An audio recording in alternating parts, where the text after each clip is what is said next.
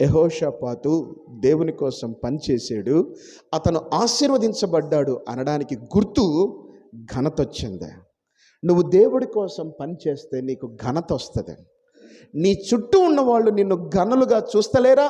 నిన్ను పలకరించేటప్పుడు గౌరవంతో నిన్ను వందనాలు చెప్తలేరా? అయితే నువ్వు దేవుని కోసం పనిచేస్తలేవని అర్థం. నువ్వు దేవుని సంఘములో సభ్యురాలుగా కనపడతలేవని అర్థం. You are the time pass people.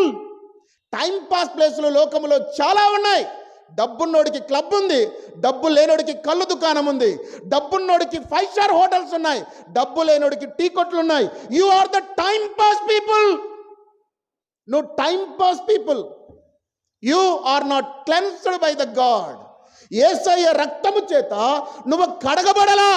నిన్ను నువ్వు మోసం చేసుకుంటున్నావు అన్నీ తెలిసి, వాక్యము చేతిలో పట్టుకొని సేవకుని కలిగి ఉండి, సంఘాన్ని కలిగి ఉండి, నువ్వు సంఘములో ఘనత పొందాల్సిన వ్యక్తివై ఉండగా, నీ చుట్టూ ప్రపంచములో ఘనత పొందాల్సిన వ్యక్తివై ఉండగా నువ్వు వేస్ట్గా బ్రతుకుతున్నావు. సాతాను చేత మోసం చేయబడుతున్నావు.